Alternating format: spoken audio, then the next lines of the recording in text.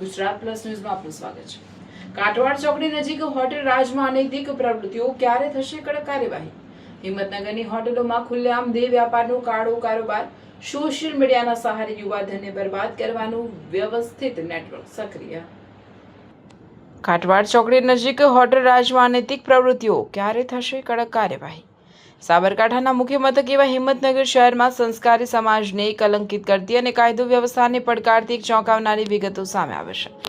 Himmatnagar Ahmedabad highway કાટવાડ વાટિયા પાસે આવેલી એક જાણીતી હોટેલ રાજમાં કોઈપણ જાતના ડર વગર ખુલ્લેઆમ કૂટણખાનું ચલાવવામાં આવી રહ્યું હોવાનો પર્દાફાશ થયો છે। સ્થાનિક સૂત્રોને જાગૃત નાગરિકોના જણાવ્યા અનુસાર આ હોટેલમાં રોજની 5 થી 6 પરપ્રાંતીય કે બહારની યુવતીઓ લાવીને ધંધો કરાવવામાં આવી રહ્યો છે। સોશિયલ મીડિયાના યુગમાં યુવાનોને ગેરમાર્ગે દોરવાનું આ ષડયંત્ર જો તાત્કાલિક બંધ કરવામાં નહીં આવે તો હિંમતનગરની શાંતિ અને સંસ્કૃતિ જોખમાશે। પોલીસ તંત્રએ માત્ર કાગળ પર પેટ્રોલિંગ કરવાના બદલે આવા સ્ટેટસ રાખતા નંબરો ટ્રેસ કરીને હોટેલ પર સપાટો બોલાવવો જોઈએ। આધુનિક ઢબે ગ્રાહકો આકર્ષવાનું કારસ્તાન, વોટ્સએપ સ્ટેટસ બન્યું હથિયાર।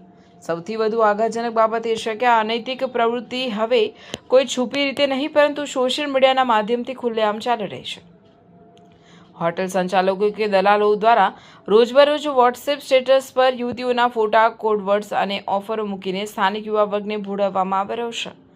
આ ડિજિટલ જાળમાં ફસાઈને હિંમતનગર અને આસપાસના ગ્રામ્ય વિસ્તારના અસંખ્ય યુવાનો આ અનૈતિક માર્ગે વળી રહ્યા છે અને પોતાના ભવિષ્યની સાથે આર્થિક માનસિક બરબાદી તરફ ધકેલાઈ રહ્યા છે। શહેરની મધ્યમાં કે હાઈવે પર આવેલી હોટેલોમાં જ્યારે આટલા મોટા પાયે રોજબરોજ છોકરીઓની હેરાફેરી થતી હોય અને વોટ્સએપ જેવા પ્લેટફોર્મ પર જાહેરમાં ગ્રાહકો બનાવવાનું નેટવર્ક ચાલતું હોય ત્યારે સ્થાનિક પોલીસ અને વહીવટીતંત્રની ભૂમિકા સામે પણ ગંભીર સવાલો ઊભા થઈ રહ્યા છે।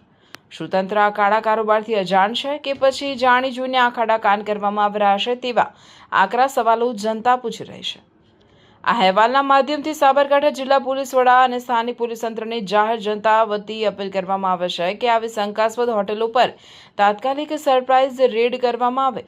સોશિયલ મીડિયા પર જે નંબરોથી આ પ્રકારના સ્ટેટસ મૂકીને ગ્રાહકોને આમંત્રિત કરવામાં આવે છે તે નંબરો સાયબર ક્રાઇમની મદદથી ટ્રેસ કરી મુખ્ય સૂત્રધારોને જેલના સળિયા પાછળ ધકેલવામાં આવે।